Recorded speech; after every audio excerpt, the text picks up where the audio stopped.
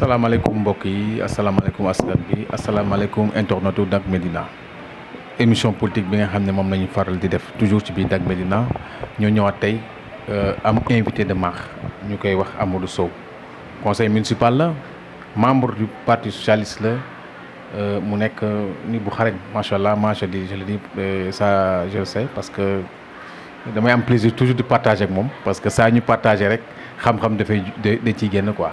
mu nekk en même temps ci biir commune bi nekk ci commission bi nga xam ne coopération ak décentralisation nekk ci commission boobu dañuy waxtaanee un peu mooy li ñuy wax les actualités qui sont des actualités brûlantes de l'heure yoo xam ne dafa interpeller tous les Sénégalais waxtaan ci perspectives yi ñu jëm surtout sur le plan politique Sow maa ngi lay gërëm di kontaan trop bi nga déplacé wu ñëw fii. Consacrer ñu ce temps pour ñu mën a waxtaanee li nga xam ne mooy situation politique bi actuellement au Sénégal ma bàyyi la déjà nga nuyoo. jërëjëf Lamine c'est toujours un plaisir de venir répondre à votre invitation et particulièrement à vous parce que cette émission comme ni ñu koy waxee souvent day am beaucoup de percussions et puis c'est bien pour moi. ginnaaw loolu damay nuyu téléspectateurs yëpp yu Dak Médina di nuyu toute la commune di nuyu le conseil municipal mes collègues conseillers municipaux di nuyu particulièrement le maire di nuyu les camarades de la coalition Benno Bokk Yaakaar di nuyu tous nos militants aussi à la Médina au niveau de Dakar di nuyu sénégalais yëpp voilà loolu daal laa bëggoon ubbi. Ok, on va commencer par le Barça ou Barça bi nga xam ne dafa commencé waat yow en tant que politique ban interpellation la def. waaw Barça ou Barsax phénomène la boo xamante ne effectivement toll na tey foo xamante ni j'impute la responsabilité aux nations européennes. J'impute la responsabilité de façon partagée aux États africains. J'impute également la responsabilité aux organisations internationales. Pour ay raisons yu simples.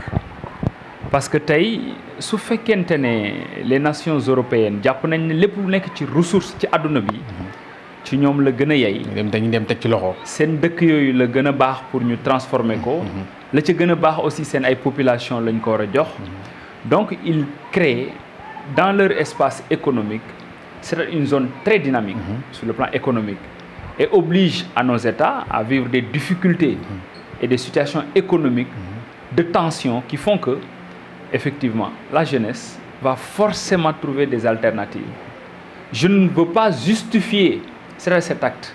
Ça, c'est inacceptable, oui. Quel que soit Alpha.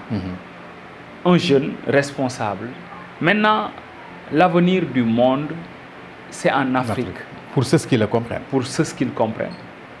Européens yi ñu ngi daw fii di wut suuf. di wut ndox. di wut yeneen ak yeneen ak yeneen.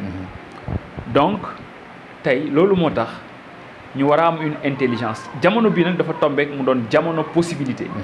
parce que les conditions de voyage ci désert bi ci ndox mi. été bi la. dafay gën a yomb que. période hiver moo tax xale yi aussi ils profitent de l'occasion loolu mooy deuxième facteur bi. Troisième facteur bi da di facteur bu nga xamante ne nii aussi c'est psychologique. mooy xale yi dañ leen defal benn mirage boo xamante ne nii jàpp nañ ne. l'Eldorado c'est de l'autre côté. Il faut traverser. On ne peut réussir qu'en Europe. Ça c'est pas un bon rêve. loolu du rêve bu baax bu ñu jaay suñu ndaw ñi loolu nag la société sénégalaise bokk na ci ñi ko alimenté ay jamono étant moodu génn ci réew mi dem bitim réew boo daan ñibbisi li nga doon jaay sénégalais yi wala sa koñ wala c'est-à-dire c'était un faux rêve boo xamante ne ni da doon tax nit ñi am benn mirage la woon quoi pour dem Europe alors que tey li ngay def Europe wala li nga fay daj ci coono yëpp boo ko dajee fii génn si initiative yi ngay am boo voyager initiative yooyu boo ko jëlee fii mën nga ci génn si tu es vraiment rationnel si tu es objectif mën nga ci génn man phénomène boobu nag état aussi les états africains waratuñu nangu yombal dara wala am un traitement de complexe d'infériorité vis-à-vis de ces états européens parce que états européens yooyu fii léegi ñu ngi jël suñu ay mbir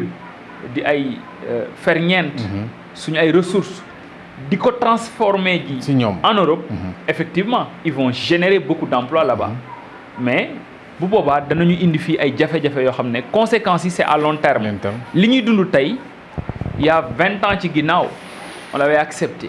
Il y avait, je pense, c'était Abdou Diouf qui disait détérioration des termes de l'échange.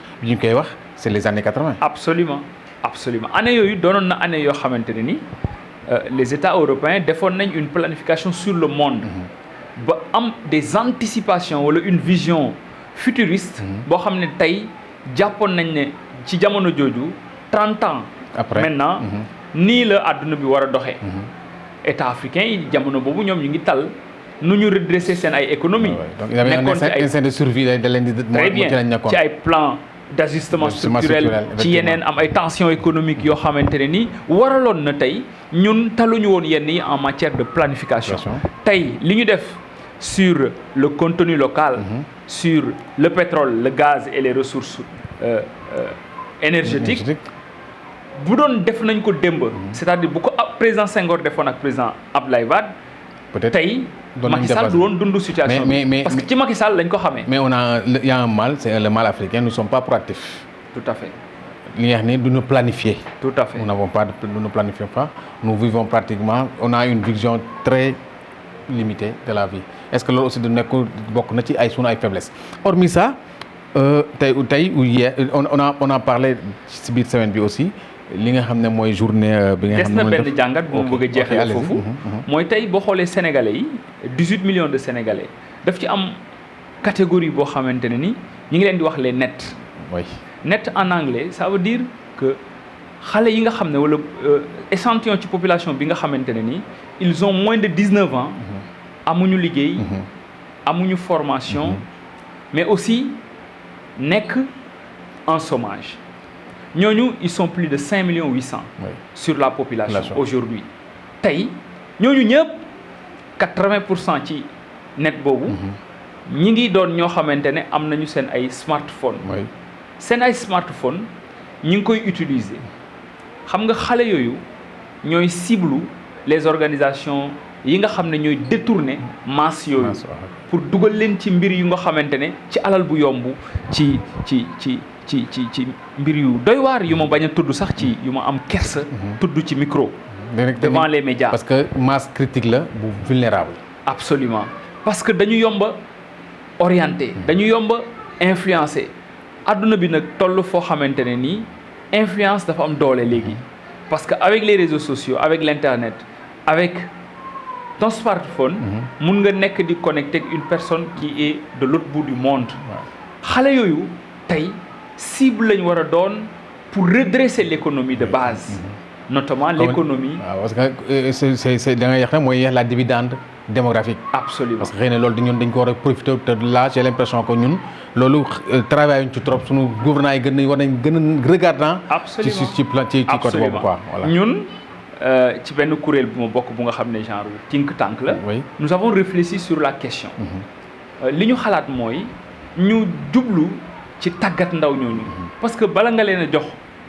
xëy ndaw da nga koy préparer da nga koy former bu pare la formation aussi dafa war a doon ay formation parce que dañu nax sur nos anciens systèmes là c'est le système éducatif on pense que aller à l'université faire 6 ans faire 5 ans loolu mooy challenge bi non maintenant les choses ont changé il faut que nos États acceptent de changer de s'adapter par rapport à leur époque où ils seront obligés maintenant de confronter à des difficultés de gouvernance yoo xam ne wax dëgg yàlla lu ñuy gën a dem ci kanam muy gën a critique nit ñi di gën a yokku jafe-jafe yi di gën a am loolu nag état da ko war a gis dañu war a am une vision futuriste dans l'avenir 50 ans ci kanam tey war nañu xam ndakaaru nan la war a mel effectivement xale yi fii juddoo naka lañ war a mel c'est la planification très bien loolu nag amoon na ci vous les socialistes yéen amoon ngeen gis-gis bi parce que amoon ngeen sax ministère de la planification. mais malheureusement après les socialistes nous avons les libéraux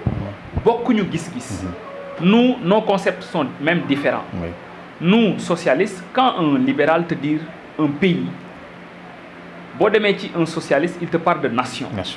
parce que état-nation bokkuñu sax gis-gis ci ni ñu war a yoree moo tax wax dëgg yàlla les idéologies aujourd'hui en Afrique en politique c'est difficile. y en a bon je ne amatul mais doxalatuñ ko pour dire y a plus d'idéologie malheureusement suñ demee ba socialistes yi di ànd ak les libéraux il y a problème. parce que bokkuñu ay gis-gis ci ni ñu war a yoree deux antipodes. tout à fait des antipodes. voilà le problème. C'est un problème bu ñu jógee foofu on a parlé du problème de la corruption. Pratiquement Serigne Bassirou Gueye nga xam ne moo nekk OFNAC. il en a parlé. nee na sax le problème c'est il faut que ñu gën a wax ci prévention bi ak éducation bi parce que corruption bi li muy yàqal sunu état yi dafa bëri. yow en tant qu'acteur politique lan ngay wax. ça il faut oser le dire il faut oser le dire nous sommes tous des Sénégalais.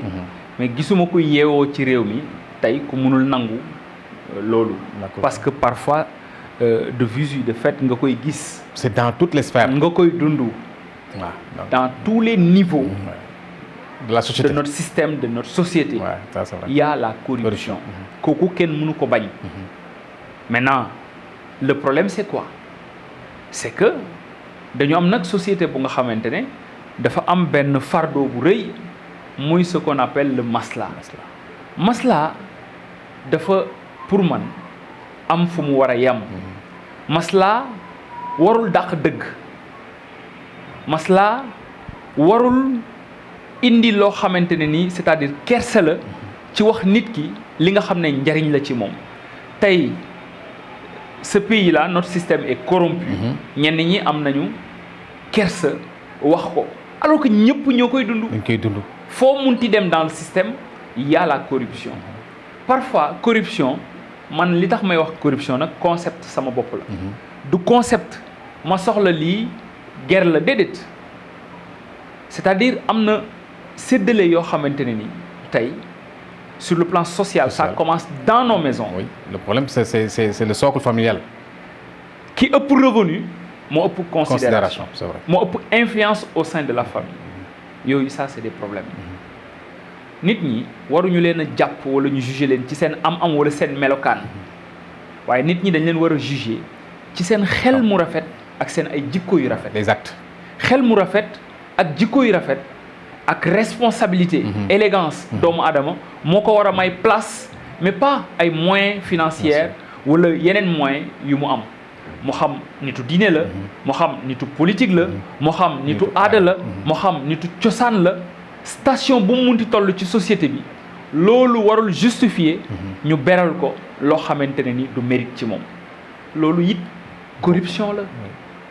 corruption bi jàpp ne la corruption elle peut être active comme elle peut être passive. mais da ngay dem fii les gens veulent parler de la police souvent mais non il y a plus proche. demal Sénélec nga ñëw fekk rang sénégalais amul culture rang loolu corruption la parce que tu tentes vraiment de changer la façon bi mbir mi war a doxee. ce qui est normal. Il y a quelqu'un qui disait que nous ne marchons pas avec nos pieds mais nous marchons avec la tête. c'est grave. Donc le problème c'est un problème. donc ça c'est un problème social. voilà donc léegi bu ñu jógee foofu vous avez écouté le discours. bi nga xam ne peut-être dafa surprendre ñëpp le discours du 3 juillet de Macky Sall yow nan nga gisee discours bi par rapport ak timing bi forme bi fond bi tonalité bi boo ma doon jàngatal ce discours là d'une manière succincte qu'est-ce que vous direz de ce discours là. discours bi pour man c'est la succession d'événements yu aboutiru ci discours bi. avant discours bi président def na fi benn dialogue bu njëkk. lâché na fi ses partisans ñu génn wax. défendre le troisième mandat mu joxe ay déclic nit ñi jàpp ne c'était une intention pour lui de faire un troisième mandat. Est-ce qu'il n'a pas fait comme Abdoulaye Wade disait, il clignote à gauche, il est passé par à la droite? Moi je ne pense pas. Xam nga lan moo tax? Moi la raison est simple. Ci état wax ma ban station le président Macky Sall musta occupé. Toutes les stations pratiquement. Macky Sall nekk na militant en politique. Nekk directeur. Nekk na responsable. Diriger ay structures. Nekk na directeur de campagne. Nekk na DG. PCA. Macky Sall nekk na maire. nekk na ba nekk chef d'état waaw mais man bu ma jaaree ci mairie wane samay preuve est-ce que parfois dina ko jar may xëccoowaat mairie pour ternir mon image lan laa ciy gagné. lu dul servir nit ñi mën naa leen servir autrement. c'est Macky Sall mais li Macky Sall li nga wax noonu soo demee sunu sous région bi soo demee en Afrique li ngay wax noonu c'est ce qu'on retrouve là-bas et qu'est-ce qui nous dit que li xew li valable waru mën a valable fii. non parce que société yi bokkuñu depuis 1800 sénégalais yi ñu ngi voté. oui c'est vrai am nañ culture boobu. Sénégal vitrine de démocratie la en Afrique. ok ça c'est vrai. et puis mu nekk ci contexte bu métti Sénégal moo koy dund parce que dañ ko teg bët. état yi ko wër yëpp c'est defatuñ ko nawle kese yam ci mais dañu yàkkamti ñu lâcher prise parce que fi ñu jàpp moo dëgër. fi ñu jàpp mooy bu ñëpp ne réew mi daal maintenant c'est fini. Sénégalais yi wanewaat beneen facette. on dit l'exception sénégalaise. très bien loolu sant yàlla la. loolu xaj na aussi mooy l'aspect positif de notre société loolu mooy suñu taar. mooy ginnaaw dara fi ñu toll ci ëllëgu réew mi askan wi fi ñu ci toll wala njiit ñi fi ñu ci toll lu rëy la moo tax jàmm rek moo ñu jik mooy suñu gàllaaj Sénégal loolu nag dañ koy cultiver li ñuy wax culture de la paix bokk na ci ki jiite à chaque fois mooy raison yi ma lay wax Macky Sall moom moo amee Sénégal bor je l'ai dit partout bi mu juddoo parce que ni wax ne papaam ci situation sociale yi mu nekkoon jóge ci zéro ba héros. mais Sénégal. donc Sénégal moo ko jox école bu mu jàngee primaire mettre ko dans d'excellentes conditions mu jàng. il doit tout à l'État. Sénégal moo ko jox ba def ko chef d'État. fi mu toll nii nag moom Sénégal moo soxla. mooy sa candidature gêne. Sa candidature est mal perçue par la société sénégalaise. Donc il avait la responsabilité. Il doit avoir l'intelligence et le courage de céder pour le Sénégal. C'est ce qu'il a fait. Pour yow, il est rentré dans le soir. Absolument. loolu kenn mënatu ko waxaat. loolu ñëpp xam nañ ko. Parce que c'est la première fois où un président sortant di organiser ay élections yoo xamante ne bokku ci. Cas bu mel nii aussi ci troisième mandat ku renoncer c'est lui. Nous avons vu le cas de Wade. Oui. C'est différent. Alors kon effectivement il rentre dans l'histoire. Acte bi mu posé c'est une façon de dire aux Sénégalais moi je suis un homme de valeur, je suis un homme de principe. soo doon qualifier l'acte là nga benn qualificatif ban qualificatif nga ji. Je dis c'est une intelligence politique. Il y a quelqu'un qui le dit. Enrhumée de courage. Intelligence mooy en gouvernance savoir prendre des décisions qui impactent positivement. Même si ça fâche. C'est ça l'intelligence politique. Parce que en politique prendre des décisions c'est extrêmement difficile. Ça nécessite beaucoup de courage, mais aussi ça nécessite beaucoup d'intelligence. Et ça doit faire l'objet de consensus. Parce que bëri lobbying. Il y a derrière cette décision, c'est-à-dire un élan consensuel. Élan de consensus boobu dafa jox décision bi portée historique. Facilement. Parce que beaucoup de Sénégalais, pratiquement la majeure partie des Sénégalais adhéré nañ sur la position.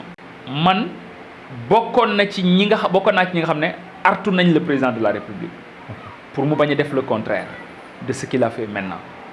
Parce que j'étais membre de la commission environnement et cadre de vie au niveau du dialogue. ñu ngi woon la RAD, cercle de la RAD, derrière BCEAO. Ok, d'accord. Nous avons tenu là-bas nos travaux, sous la présence de Madame Rokhaya Gassama. Ok, une dame vraiment non, de fer. moi je la connais ça. Non, elle est magnifique. Voilà, elle est d'une diplomatie extraordinaire. Et un travail sa capacité, sa ténacité nous a permis vraiment de percer tous les points, sans tabou. Et sur les questions d'environnement, nous avons même aller au-delà de ces questions de l'environnement et du cadre de vie.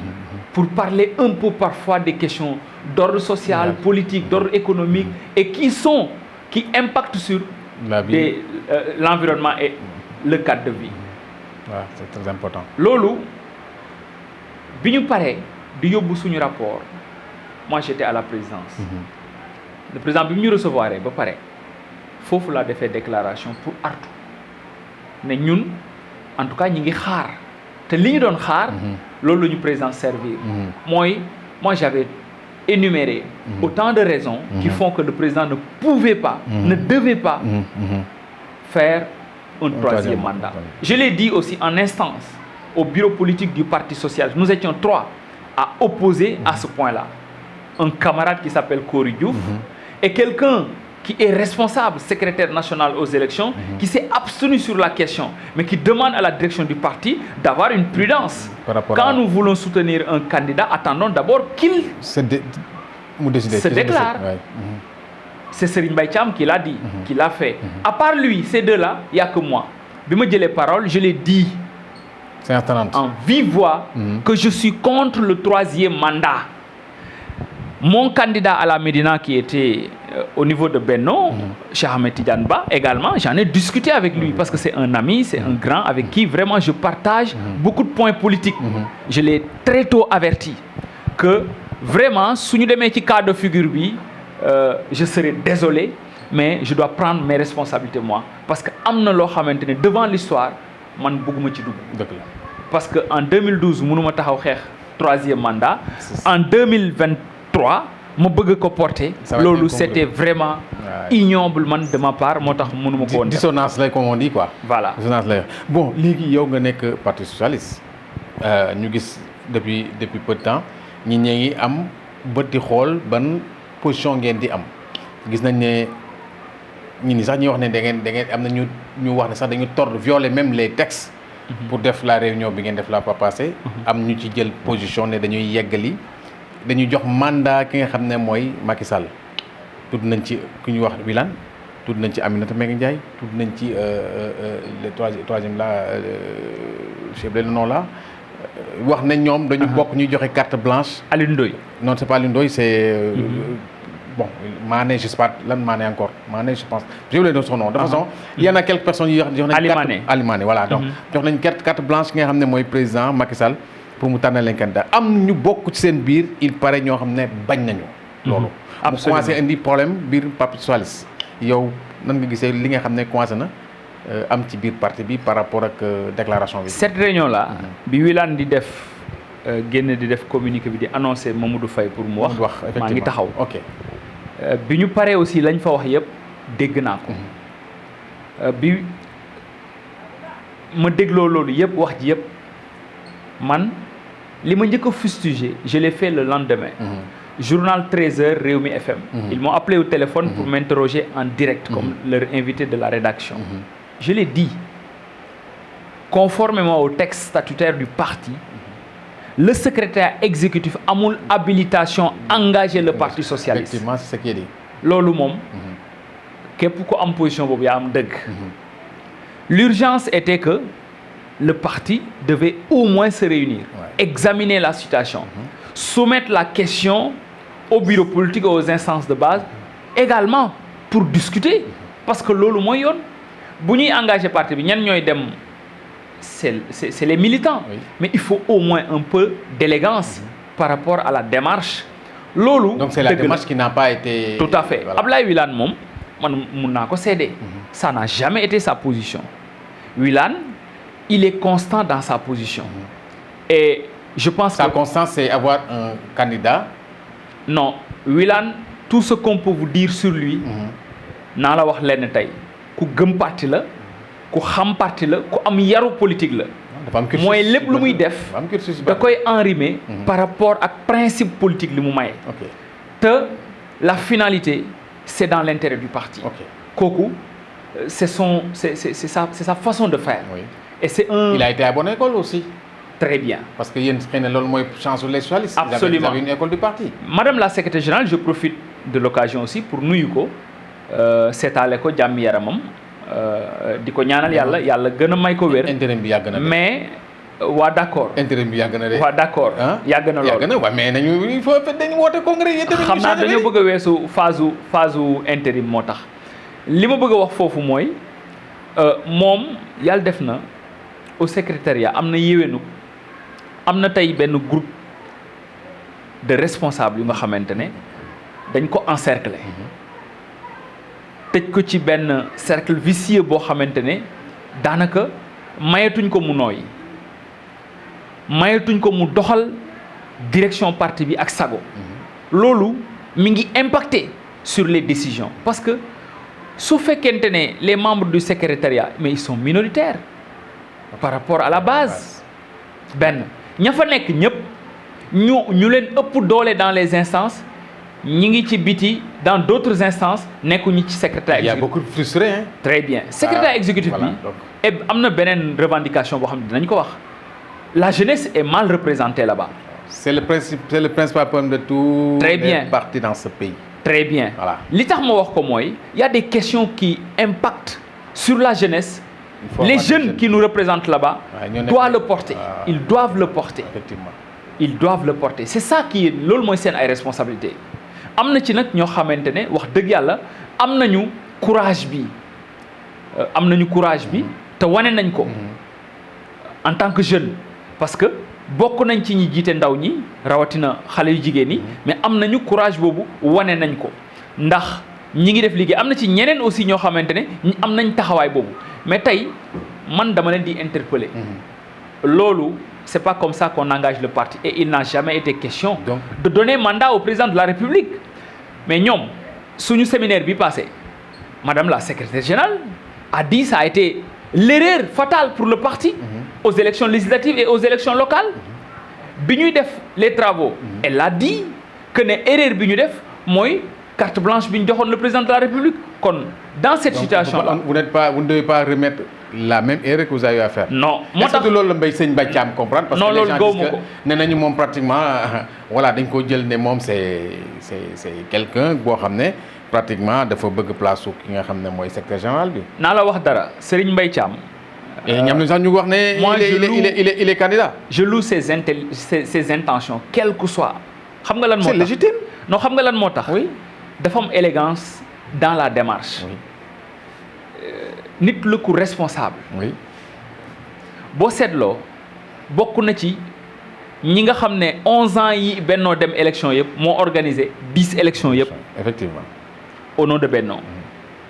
bokk na ci ñi nga xamante ne ñoo gën a yàgg ci gouvernement bi. il a fait yàgg na depuis loolu il est là-bas.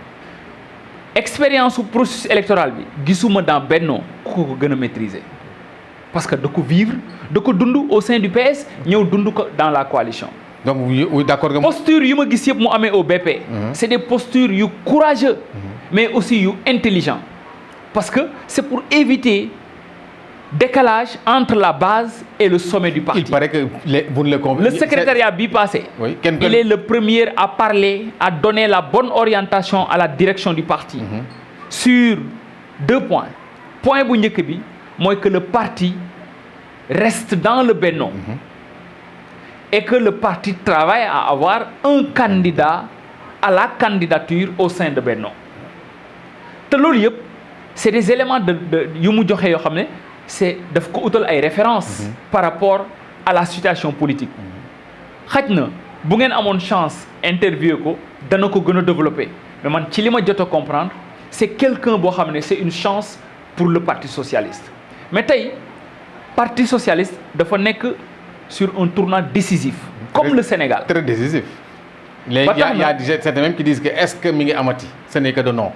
non mi ngi am te parti la bu mën surprise nag mooy bu nit ñi jàppee ne c'est fini non bu ñu jàpp ne ñi ñu gis dans la direction du parti c'est eux le parti socialiste déedéet le parti socialiste c'est dans les 557 communes du Sénégal. Vous êtes partout. 58 collectivités du Sénégal. Voilà. C'est l'un des rares partis quand même. C'est dans les villages les plus reculés du Sénégal. C'est vrai, ça aussi, il faut le reconnaître, c'est une vérité. Donc, c'est une réalité dans ce pays. Très bien. C'est normal. Parti le boo xamante ne ni buy dox bu war a dox ci démocratie bu war a dox ci esprit républicain parti le boo xamante dafa war a dox sur les règles de la noblesse politique kon moo tax saa yu sénégalais yi amee situation yu mel nii seen xel day daj parti socialiste loolu nag moo tax ñun ñi nekk ay ndaw ñu gëm ko ba tey mënuñu ñu defal benn offre politique ba mu séduire ñu mieux que le PS. C'est pourquoi nous restons, nous demeurons des socialistes. Mais li nga wax nii yow dama la bëgg laaj son def un porteur robot du futur candidat de Benno Bokk Yaakaar mooy nekk candidat wu Benno Bokk Yaakaar un porteur robot comment il doit être? Ça doit être d'abord un homme de consensus. Ok. Nit la koo xamante ne su ko président joxoñee ñëpp dinañ xam ne de son image il peut être le candidat de Benno. Ok. De son expérience il peut être candidat de Benno. Ok. De son élégance il peut être candidat de Benno. De sa loyauté il peut être candidat de Benno. Ok. De sa vivacité il peut être candidat de Benno. Au-delà de ça c'est quelqu'un boo xamante ne aussi il n'a pas besoin d'une base affective politique mais xam nga lan la soxla des valeurs. Ok. Le candidat de Benno doit assujettir à des valeurs Est-ce que su ma la républicaines. su ma la dégloo nii mooy c'est le vrai chantier le plus grand chantier du futur président du Sénégal donc c'est ça le plus kon xam nga fi ma jëm. Voilà. Parce que le Sénégal doit marcher vers une transition en douceur mooy les réalisations yu président def yëpp dafa war a fekk beneen président boo xam ne dafa war a am gis-gis dugg ci biir nit ñi rabat jikko yi tabaxaat lu ñuy wax nation boole sénégalais yi ndax politique daf ko commencé yàq xeet régionalisme bëri na ay questions yoo xamante ne ni mi ngi yàq société sénégalaise mi ngi détruire la nation sénégalaise mi ngi déstabiliser l'état sénégalais. Voilà. Donc il faut un candidat boo xam ne dafay am un haut niveau d'esprit républicain. Au-delà de ça dafay am ay valeurs étatiques da koy incarner ba sénégalais yi duñ ko mën a dut baaraam ci dara. Nous n'avons pas besoin d'un politicien par rapport à ce candidat de Benno. Ok. xam nga lu tax ma ragal politicien parce que les décisions que le président de la République a pris dafa am lu mu laaj pour mu def ko. Candidat boobu aussi dafa am défi yu ëpp défi Macky Sall mooy dafa war a fexe ba sénégalais yi dootuñu xàmmee joola séeréer tukuleur ainsi de suite dans l'état. Réconciliation des Sénégalais. Très bien. loolu war a liggéey comme. On doit reconnaître benn seule et unique identité. C'est le Sénégal. loolu nag mooy chantier ak défi bi gën a rëy Benno nag pour mu réaliser ko dafa am ñaari défi. Oui. Défi bu njëkk bi mooy défi de l'unité il faut que le Benno soit uni si le Benno ne s'unit pas c'est fini. yow gëm nga ne Benno dinañ am benn candidat. waaw moom laa ñëw beneen défi bi au-delà de l'unité cette unité là bu ñu ko réussir ba pare il faut beneen défi boo xamante ne ni moo indi Benno mu def 11 élections gagnées yëpp. Il faut taire les égos. Ah bien sûr. loolu aussi dafa nekk un problème. Bien sûr c'est la solidarité parce que gis nga solidarité en politique mooy tax man damay xam ne léeg-léeg kii maa ko mën politiquement côté élection mais en matière d'image am moo gën a portable que sama image ma travailler à contribuer sur son image pour verser ko mon électorat parce que booba je mets en arrière mes intérêts personnels. mais monsieur Sow xam nga li nga wax nii. Les politiciens ne le font pas. Non, c'est pourquoi j'appelle à l'APR en tant que parti de savoir que yéen déjà ostracisme bi nga doon vivre biir Benno yéen a ngi ko doon décrier ñi ko doon décrier. ñi ni sax dañoo xam ne waa APR dañoo siis. non moo tax ma jàpp léegi yéen bu ngeen bëggee wax lii xamoon ne loolu doon dund te fi ñu jëm mooy gën a compliqué. est-ce que li ngay wax ni du nekk quelque chose boo xam ne chimère lay doon pratiquement. APR en tant que parti ou le président en tant que homme ou leader politique. Oui. Doit rendre la monnaie l'ascenseur. Comment xam nga ne le pouvoir qu'il avait. Comment. bi mu jour bi mu defee déclaration bi. xam nga ne am na pouvoir yu bëri ci moom yoo xam ne effecté wu na. mais xam nga lan moo tax mu war ko def. le décret ne parce que APR dafa jiitu dem deuxième tour. il fait appel à tous les alliés ñëpp ñëw jàppale bi mu gouverner 12 ans leur candidat à la tête de Benno. kon war nañ war kon tey jàpp naa ne le candidat de Benno. warul jóge ci ñoom. warul jóge ci APR. ok warul jóge ci APR mais war na mën a jóge ci sous coalition yëpp. parce que profil boobu mu war a incarner aussi war na fexe ba. wax dëgg yàlla ci politique aussi mu am moins d'adversité au sein de la coalition moo tax jàpp naa ne le candidat ne doit pas sortir des rangs de l'APR et que loolu mooy élégance politique loolu mooy défi de solidarité bi may wax léegi beneen bi unité bi moom mooy au-delà de ça qu'il soit solidaire mooy ñu fexe ba bu ñu yàq ànd bi parce que PS bu ñu demee ba taxaw ne ñoom ils veulent rester dans Benno parce que xam nañ c'est la logique politique loolu logique politique nangu. gouverner ensemble gagner ensemble gouverner ensemble moom ngeen bëgg réitérer. mais ñun nous sommes fidèles dans nos engagements depuis le début. mais il appartient également parce que nous avons deux rapports avec le pouvoir. Nous avons un rapport avec le président Macky Sall en tant que leader mais nous avons aussi un rapport de parti à parti. Le Parti socialiste et l'APR et c'est des partis d'égale dignité.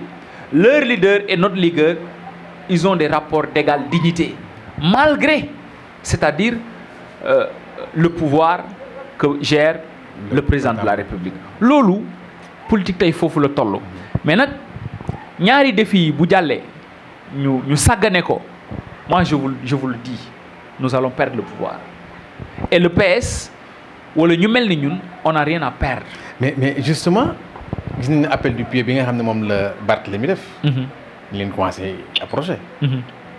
lan ngay wax ci appel du pied bi.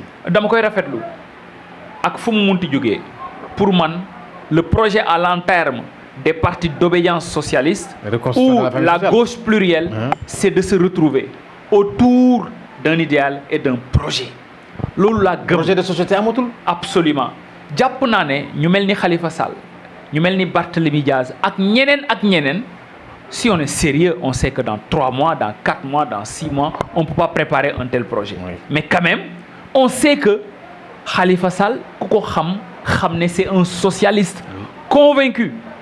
man moo toog wax sama gémmiñ il ne veut pas mettre en place un parti il reste un mouvement xam nga lan moo tax parce qu'il a le sang vert. Il a le sang socialiste. Donc c'est le retour que les gens préparent. Absolument. Donc on peut s'attendre. Pour le moment, oui. Man Amadou Sow, j'affirme ici que je soutiendrai un candidat socialiste sur les élections présidentielles de 2024.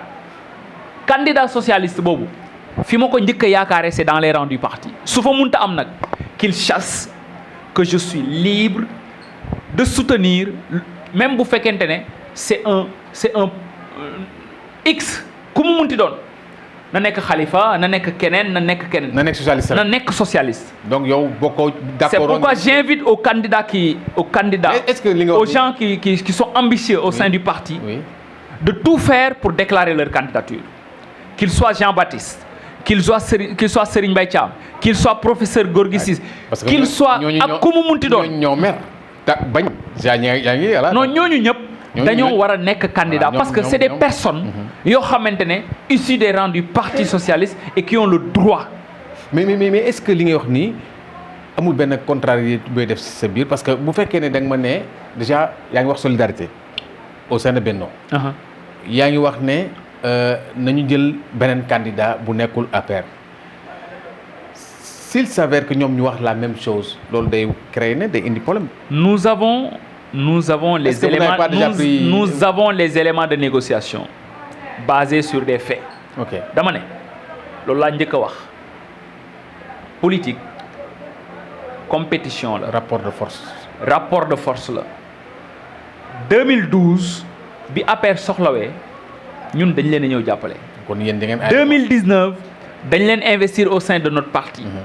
loolu am na prix xam nga prix bi moo doon lan respecter ses engagements et être solidaire am un dépassement pour l'intérêt de la nation fi ñu toll nii je vous dis wax ma ban candidat moo mën a génnee dans les rangs de l'APR te du def objet de contestation wax ma benn kenn. mais li nga wax ni c'est valable même au PS. non attends PS nous sommes clairs nous avons dit un candidat à la candidature. Oui, mais il y a des. c'est-à-dire dama jàpp ne Benno li mu am ci ressources humaines. waaw ay potentialités war na leen mën a teg ñëpp. ça permet de décliner ou de définir des critères d'un portrait robot de notre candidat moom laa la wax léegi. loolu nag man jàpp naa ne ay nit ay leaders yu nekk parti socialiste bëri nañ luñ ko am. je mets au sommet nit koo xamante ne ni portrait robot yi directement am na valeur yooyu les Sénégalais l'estiment Sénégalais yi bëgg nañ ko mais c'est un socialiste il a fait 12 ans dans le pouvoir il jouit d'une confiance absolue auprès du président de la République. Pour vous dire, cette année, c'est lui qui a représenté l'État du Sénégal à la Mecque sous la demande du président de la République. Xam nga lan moo tax parce que dafa am yoo xamante ne c'est des signes. Le président, c'est un homme d'État. Il est au-delà de la mêlée. Les problèmes de parti, quand la République l'invite à prendre une décision, il est au-delà des affaires de parti. Des affaires, parce que les enjeux sont plus intéressants, plus extraordinaires que nos différents de partis, que nos égos. Et ici, le président est appelé à prendre une décision encore beaucoup plus intelligente, le fait de se désister à sa candidature. moo tax man jàpp naa ne loolu solidarité la parce que on veut éviter le pire pour le Benno. Mais les gens disent que le clash est inévitable. Quoi qu'il en soit, Benno dafay dynamité wu parce qu'il y aura plusieurs candidats. J'ai confiance au président de la République. Oui. La démarche le prouve. Lundi passé, le secrétaire exécutif permanent, la conférence des leaders de Benno, je veux dire, s'est réuni. Et c'est pour parler de stratégie. C'est des gens expérimentés. Il y a 11 ans de cela, ils ont été ensemble pour vraiment régler tous les problèmes politiques avec des résultats. Donc je pense que cette situation-là ne peut pas dépasser les gens de Benno. Mais dafa am lu ñuy wax la raison, elle est plus forte que les émotions. Oui. En politique, émotion amu ci place. C'est l'intelligence, la lucidité, la sérénité. Sa décision loolu la àndal. Kon fii aussi ci loolu la ñu koy xaar. Gis nga état du ay caaxaan. C'est du sérieux. Tu peux être au sommet de l'état am des faiblesses yu nga xamante ne nii seuls les hommes d'état le savent qui font que tu ne pourras jamais être un président de la République.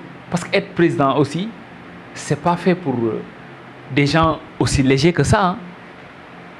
C'est du sérieux. C'est du sérieux. Mais est-ce que loolu mooy lu ma xam ne daf ma jaaxal c'est tellement sérieux mais dañu gis ne actuellement il y a une multitude de candidatures. Est-ce que nekk président de la République du Sénégal dafa nekk caaxaan ba nga xam ne ku nekk war na mën nekk maintenant candidat? Foofu c'est un problème. Moi je suis légaliste. La Constitution le permet. Oui.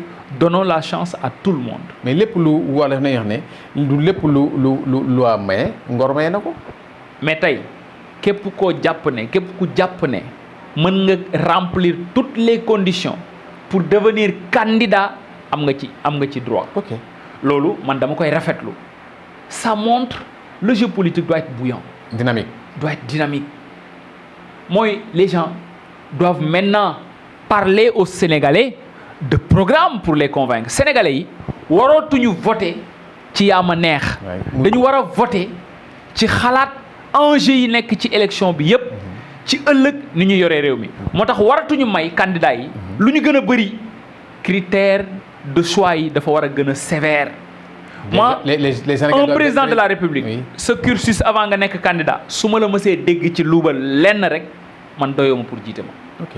Muy benn un président de la République da nga war a am expérience un vécu politique étatique loolu koo ko gis ci candidat yi alhamdulilah mais koo ko ci gisul mu yor xaalisam bëgg ko yàq mais y a pas de problème il n'a qu'à donner aux Sénégalais ñoom ñu gérer seen ay affaires y a pas de problème mais après il va apprendre c'est le début de ses expériences politiques on l'accepte on lui laisse vraiment faire son chemin parce que wàññi boo gis aussi on dit que l'expérience c'est la somme des erreurs. Absolument.